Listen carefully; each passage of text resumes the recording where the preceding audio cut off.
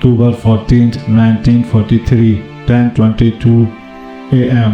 27,000 feet above Schweinfurt, the sky is impossibly blue and violently alive. A thunderclap rips through the formation, not from weather, but from Flak. Black bursts bloom like deadly flowers all around the bombers, tearing through aluminum skin, punching into flesh, and shattering glass inside the B-17 Flying Fortress. Staff Sergeant Maynard Snuffy Smith grips his oxygen mask tighter. At minus 40 degree, frost creeps along the fuselage and every breath feels like inhaling knives. Then another explosion. The plane lurched violently. Somewhere behind him, someone screamed. In just minutes ago, the formation had been perfect. 291 bombers from the US Army Air Forces flying in tight combat boxes, engines humming in terrifying harmony. Their mission: destroy the ball-bearing factories of Schweinfurt and cripple Germany's war machine at its core. But now the sky belongs to something else. The flag doesn't stop. It rises with deadly precision, each second of straight flight bringing them closer to death. Bandits 3 o'clock high. The radio crackles. Then they arrive. Focke-Wulf FW-190 fighters slicing through the formation like wolves. Their 20 mm cannons erupt, tearing into the bombers. One B-17 ahead takes a direct hit. Its winning ignites, hold for a moment, then shears off completely. The aircraft spirals down in flames. 10 men inside, gone in another fortress. The nose is shattered, wind screaming inside as the bombardier lies motionless, blood floating like red mist, and yet the nose gunner keeps firing. There's no escape, no diving, no turning back. These bombers are built to hold formation and complete the mission, even if it kills them. Bombs bay doors open. The command echoes. Below lies the target, but the price is being paid in real time. Another hit, this time the tail. The rear gunner goes silent. The tail hangs barely attached, and still the aircraft holds formation. German pilots circle back, confused. These bombers aren't behaving like they should. One lines up on a crippled B-17, 2 engines out, windshield shuddered, smoke pouring. It should be finished. He fires, hits, more hits, and still it keeps flying. Inside oxygen bottle are passed hand to hand. A gunner collapses, another replaces him instantly. No one talks about going down, because if the plane is still flying, the mission isn't over. Bombs away, the aircraft jerks upward as thousands of pounds of explosive fall toward Schweinfurt. For a brief second, there's relief. The mission is complete, but the nightmare isn't over. Now they must turn back and fly through hell again. As formation breaks, wounded bombers still, and that's when the Germans strike hardest. The Stiglers, the easy kills. One B-17 trails behind. Its fuselages ripped open, sunlight cutting through twisted metal. It looked dead, but then its guns fire. Still, a German pilot pulled close enough to see inside, and what he sees makes no sense. Men moving, guns firing, engines turning, a machine that refused to die. Back in formation, loses mount, planes vanish, voice goes silent, entire crews erased, yet the survivors keep flying.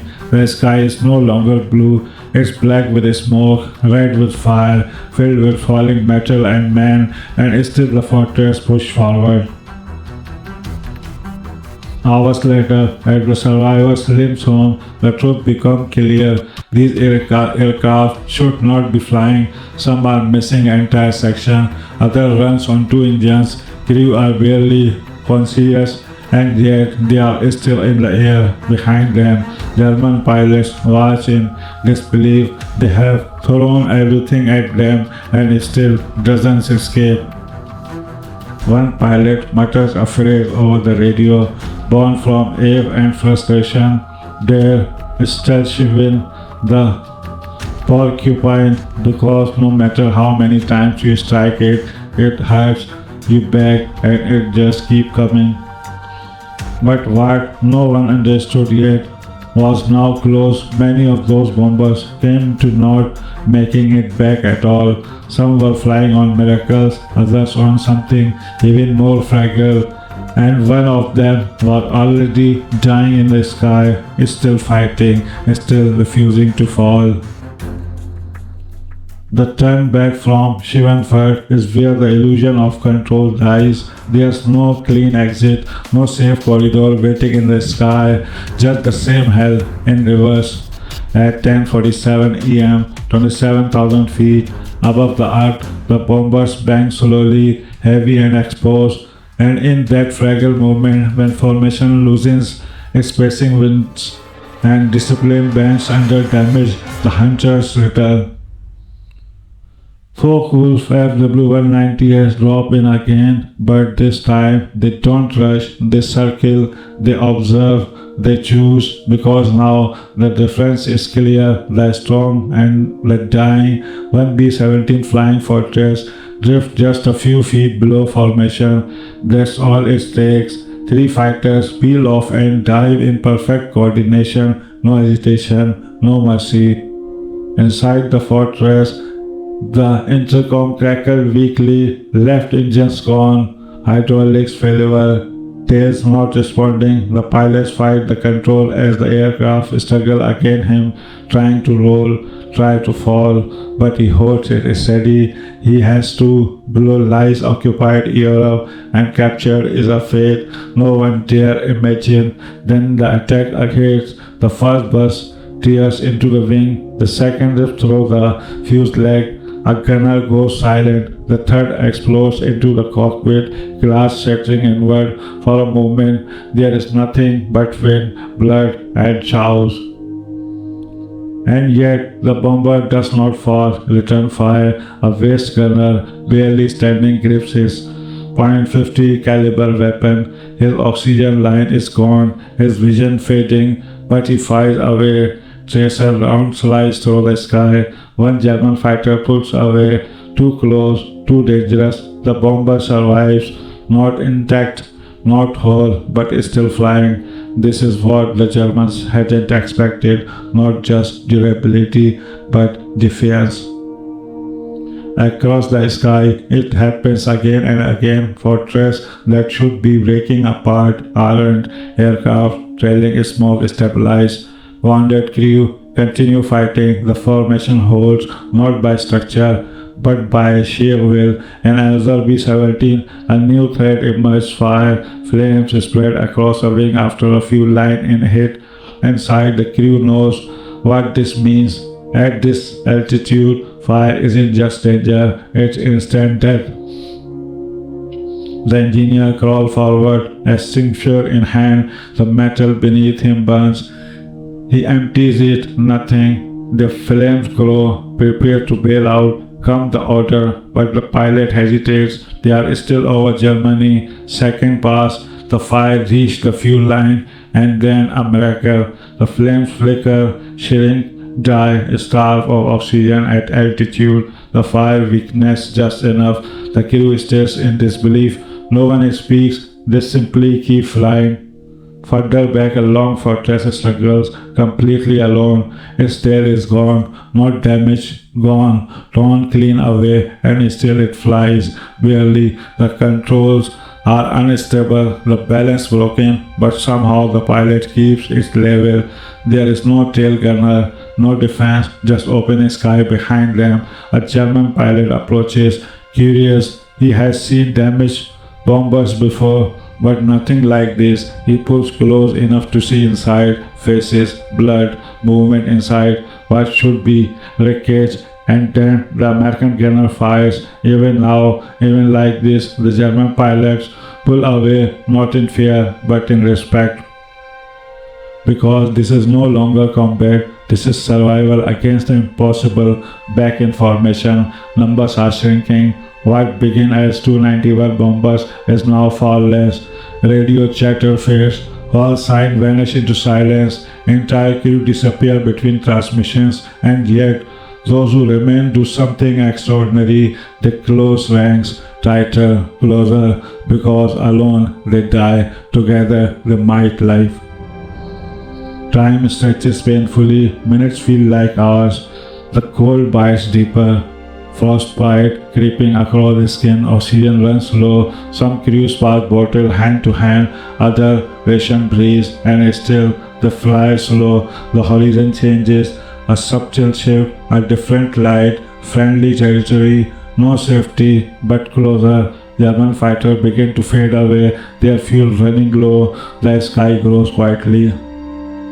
And in that quiet, the damage reveals itself. One fortress suddenly drops, its engine giving out one by one. Its glide briefly, then disappear into clouds. Another spins uncontrollably. The crew bawls out, tiny figures falling, parachutes open like fragile flowers. Some will live, some won't. And though they still flying, they keep going because stopping is not an option. Hours later, the survivors reach Allied airspace. Airfield straight below lifeline, but landing these aircraft is another battle. One B-17 approaches, gear won't deploy, hydraulic gone. The pilot circle once, twice, then commits. Belly landing, the aircraft slams into the runway, a spark exploding as metal scrap across the ground, then stillness. Crew members crawl out, some collapse, others just sit, staring, unable to believe they survive. Around them, more fortress alive, or what remains of them. Out of 291 bombers, only 60 return in flyable condition. 60 ground crews stand in silence. They have seen damaged planes before, but nothing like this. Wings shredded, fuel legs torn open, engines missing, entire section gone, and yet they came back. One mechanic stares at a B-17 riddled with holes large enough to walk through. He shakes his head and whispers, "How?" There is no simple answer, only a realization. These were not just bombers, there was something more, machine that refused to obey the rules of destruction. Across the skies of Europe, German pilots began to speak that name again, quietly, almost respectfully. Stachelschwein, the flying Porcupine. Because no matter how many times they attacked, no matter how much damage they inflicted, these aircraft, these men refused to die. But what the world would soon learn was that survival came at a cost far greater than anyone imagined, and that this single day over Schweinfurt would change the air war forever. October 14, 1943, late afternoon, airfield across England. The engines are going quiet one by one, not in the sky, but on the ground. A B-17 flying fortress taxis to a stop, its aluminum skin torn open like paper. The right wing is barely holding, one engine is missing entirely, just an empty mouth where it used to be. Ground crew don't rush in, they hesitate because they don't know what they are about to see inside. The hatch open, a crew member screams out slowly, his face is pale, frostbitten, eyes hollow. He stepped down and collapsed. Medics rush forward, but even as they move, they already understand something. This wasn't a normal mission. This wasn't even a normal disaster. This was something else entirely. Across the field, more bombers alive or try to. Some crash short of the runway. Some overshoot. Some never make it down at all. The sky hours ago filled with 291 aircraft from the US Army Air Forces is now nearly empty. The silence is long. Inside the command tanks, officers wait, clipboards in hand, radios crackling. They start counting. One squadron half missing, another worse, entire group shattered. Names are called out, no response. Again, nothing. Pilots who landed safely begin to report what they saw, what they survived, what they lost. Flak heavier than anything we have even seen. Fighters everywhere couldn't shake them. Planes just disappearing. And then come to numbers: 60 aircraft returned in flyable condition, just 60. Another 17 are so damaged they crash land or are written off immediately. That leave over 200 bombers gone. Some shoot down, some lost in the return, some vanished without a trace. More than 600 men are missing, dead or captured. The room goes quiet. No one speaks because there is nothing to say. This mission, this strike on 7 feet was supposed to cripple Germany's industry, and it died. Caused damage, serious damage, but the cause is struggling. One officer removes his cap, runs a hand through his hair, whispers under his breath, "We can't keep doing this, because this wasn't just a bad day, this was a warning." The doctrine had been clear: daylight bombing, tight formations, heavily armed bombers that could defeat themselves. The idea was simple. The B-17 Flying Fortress didn't need fighter escorts, it was the escort. Bristling with guns, covered in overlapping field of fire, a flying fortress, but over Schweinfurt, that belief was shattered, because even fortress can bleed. German defenses had adopted. They knew the route, their altitude, the timing. Their flag was precise, devastating. Their fighters, especially the deadly Focke-Wulf WWII, were relentless. The attack head-on from angle that minimized explorer, maximized damage, and worst of all, there were too many of them. Without long-range escort fighters, the bombers were exposed for too long, too deep into enemy territory, and the enemy took full advantage. The mission would earn a name, not from propaganda, not from headlines, but from the men who lived it, Black Thursday, because for many it was the darkest day of the air war so far, and yet, even in the aftermath of devastating, something expected began to take shape. Stories of aircraft that refuse to fall, of crew that keep fighting long after logic said they shouldn't. One bomber returned with over 300 holes in its fuselage. Another flies back with half its tail missing. Gunners keep firing through shattered glass. Pilots land aircraft that should have broken apart mid-air. Mechanics walk around these planes in disbelief, touching the damage, counting the holes, trying to understand how they even stayed airborne. One crew chef stands beneath a fortress, staring up at its torn wing. Light pours through holes where metal used to be. He shakes his head more slowly. That thing shouldn't have made it across the channel, but it did. And was when the narrative begins to shift. Because while commanders see the losses, the men see something else. Survival, not guaranteed, not easy, but possible. And across enemy lines, German pilots are saying the same thing. They talk about bombers that took hit after hit and keeping coming, aircraft that burned and didn't fall, machines that fought back even when broken. They stopped calling them just bombers. Now there's a new word, a nickname born from frustration and reluctant administration.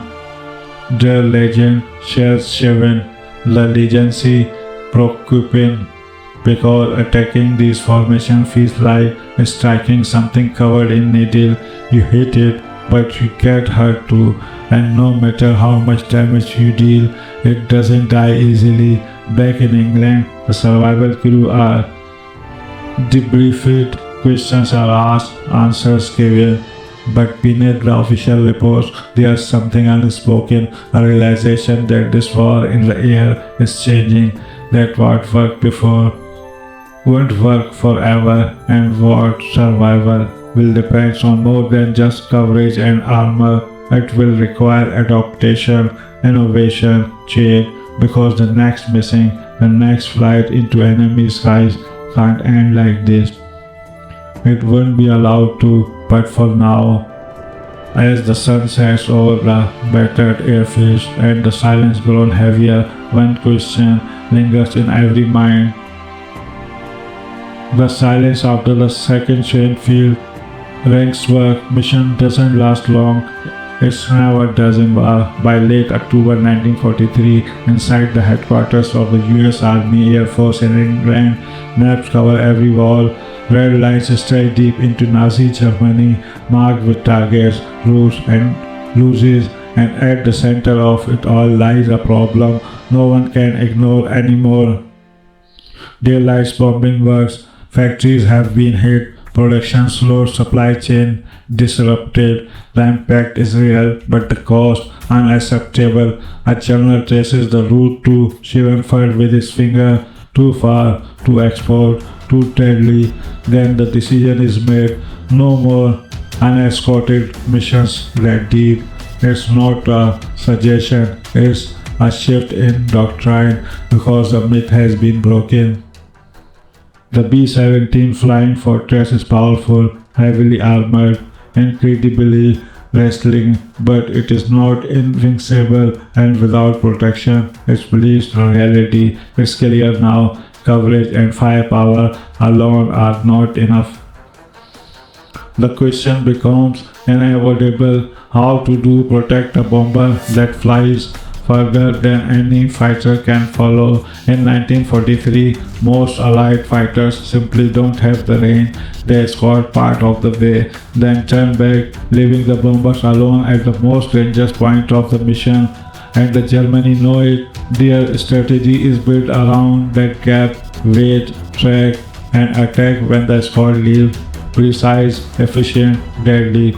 But in hangars and engineers' rooms, a solution is already taken shape: fuel, range, endurance. The idea isn't new, but now it becomes critical. Take a long-range fighter and push it even further. External fuel tank, drop tanks, simple in concept, revolutionary in impact, because if a fighter can stay with the bombers all the way to the target and back, everything changes. Enter the North American P-51 Mustang, sleek, fast, deadly, but more importantly, capable of going the distance. Early version struggle. Adjustments are made, engines refined, fuel system improved, and when it all comes together, the Mustang becomes something more than a fighter. It's become a guardian. Now imagine the same skies over Germany, the same bomber, the same missions, but this time they are not alone. German pilots approach as they always have, confident, aggressive, expecting another easy interception, but then something unexpected appears. Silver shape diving out of the sun, fast, precise, relentless. Mustang, the hunter, has become the hunted. A Focke-Wulf WWII lines up on a B-17, perfect shoot, then tracer, I slice past his canopy. He breaks hard, but it's too late. A Mustang is already behind him. In seconds, the battle changed from bombers defending themselves to fighters controlling the sky. And that changes everything. German pilots can no longer focus solely on the bombers. They have to survive, and survival means hesitation, breaking off attacks, rethinking every move. Even a few seconds of hesitation is enough for a B-17 to stay in formation, avoid a fatal hit, and make it home. Back over England, the difference is immediate. More bombers return, fewer crew are lost, the damage is still heavy, but now it's survivable. The numbers begin to shift, slowly at first, then clearly. Mission that once feel like suicide now feel possible. It's still dangerous, it's still brutal, but no longer hopeless. As the months pass, the skies over Europe begin to change. The Luftwaffe, once dominate, start to feel the pressure. More aircraft lost, more experienced pilots gone, because now every interception carries real risk, and the Mustang don't just escort, they hunt. They strike airfields, staff aircraft on the ground, chase fighters back to their bases, relentless. At the center of it all is still flying, is still fighting. The B-17 Flying Fortress, no longer alone, no longer expected to survive the impossible by itself, and yet still carrying that reputation because the stories from Schweinfurt don't fade, they grow.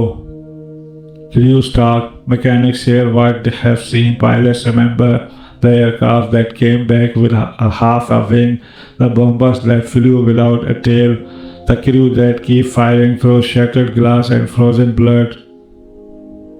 Stachelschwein, the name is spread not just among German pilots but everywhere, because the idea of a machine that refused to die is powerful. But there is one story, one encounter that will defeat that I legend more than any other, not over Schweinfurt, not a massive formation, but in the quiet aftermath of a mission, one bomber, one enemy fighter, and a moment no one expected, a moment that would prove that even in far, humanity can still exist.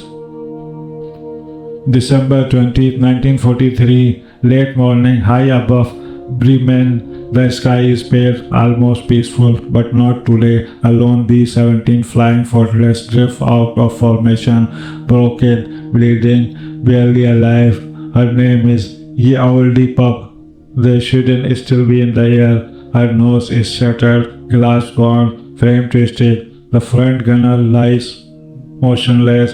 The cockpit is filled with blood and frost. One engine is dead, another puff black smoke into the freezing sky. At the control is Charles L. Brown, just 21 years old, already pushed beyond human limits. His gloves are still with frozen blood, this vision blurred, his aircraft barely responding behind him. The crew is worse, some unconscious, some wounded, some gone. The mission over. Bremen had been brutal, Flak fighters, fire, the usual. But now this is different. There is no formation, no protection, no working guns, just one dying bomber alone over enemy territory. Brown tries to hold altitude, but the aircraft sinks slowly. He knows what that means. Sooner or later they will come, and they do. A shape appears in the distance, fast closing. A Messerschmitt Bf-109. Inside it, the pilot sees an easy kill, a crippled bomber, defenseless.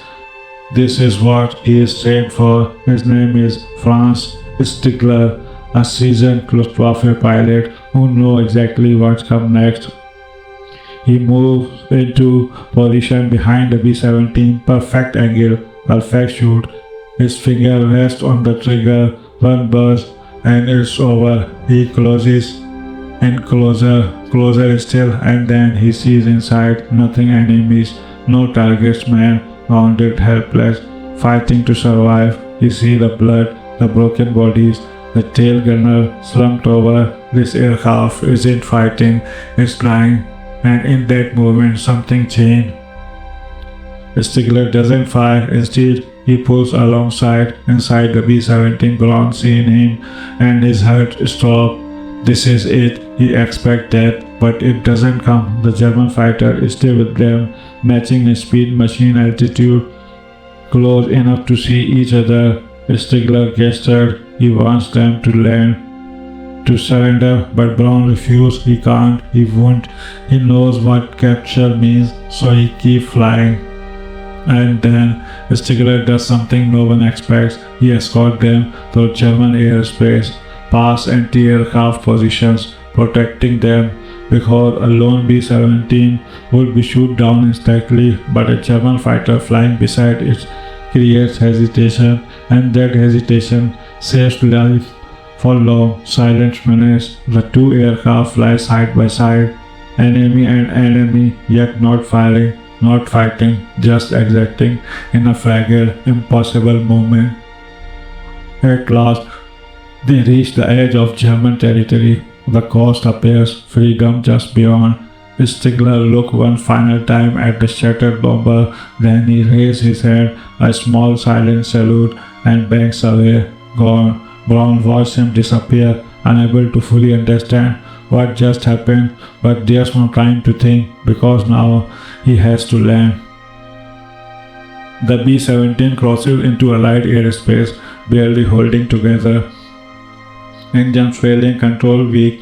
crew fading, and yet somehow they make it. The landing is rough, violent, but survivable. When the aircraft finally stops, no one moves, not at first, because they don't know if it's real, if they are alive, or something else entirely. Then a breath, a moment, they made it. Later when Brown tells the story, many don't believe him. An enemy pilot who didn't shoot, who protect them in war, impossible, and yet it happened.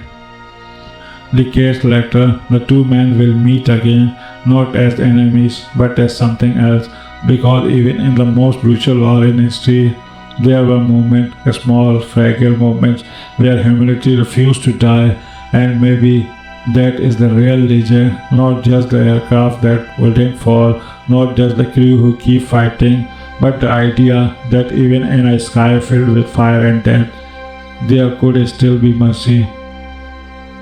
The B-17 Flying Fortress earned his name through steel, guns and survival, but its legend that was built on something far more powerful, the will to endure, the refuse to give up, and the rare unforgettable moment when enemies choose not to destroy but to let live. War is remembered for its destructions, but and sometimes just something is revealed, something unexpected, courage, survival, and humanity even between enemies. The story of the Flying Fortress isn't just about steel and firepower. It's about men who refuse to give up, and a moment that proves mercy can exist even in the darkest skies. So the next time you hear the name Stachelschwein, remember this wasn't just a machine that wouldn't die, it was a story that refused to be forgotten. If you feel this story, make sure to like the video, subscribe to the WWII, the short and the story for more untold World War II legends, and don't forget to hit the bell icon so you never miss a story. Tell me in the comment what would you have done in that moment, fight or show mercy. Until next time, stay curious, stay strong, and keep the stories alive.